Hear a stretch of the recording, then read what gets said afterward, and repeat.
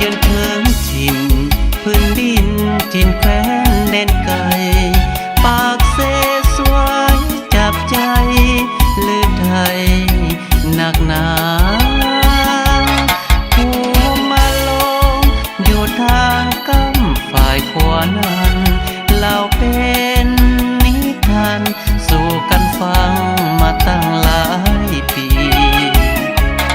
นางมาลงสักสูงส่งงามโสภาบาเจียงจริงปรารถนาหวังได้นางมาเป็นความสิริแห่ขันมากมาหอดเมืองคันเพิ่งพอดีได้ข่าวมาลงต้นนี้สามฤดีค่าตัวตายน้ำเสไหลหลังหนทางแห่งสายทลาปากเส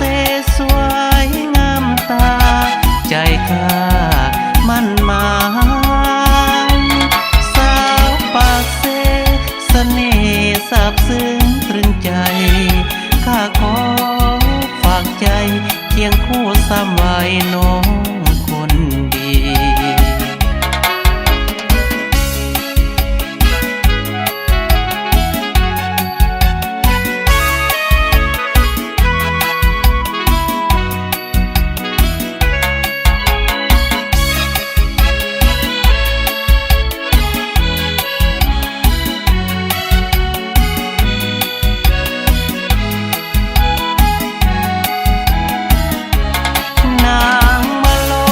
สักสูงส่งงามโส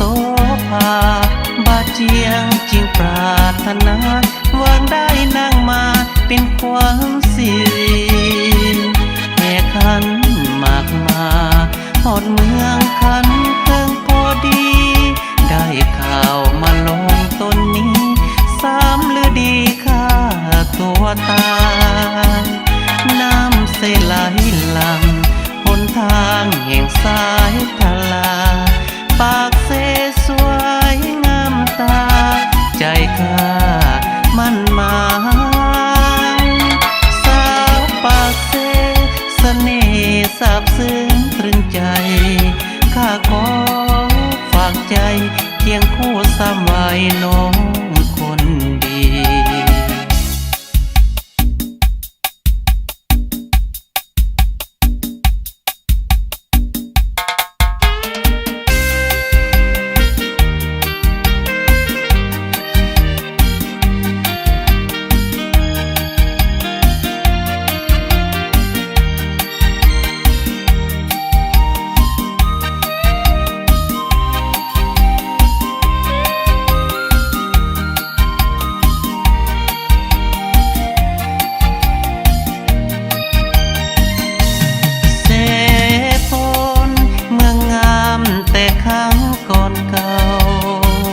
มีองค์พระเจ้าทรงผู้ศรัทธาประนาอยู่ผู้สงบหอคำสวยเด่นงามตามีพระนางสุมังคลานำพานครแห่งนั้น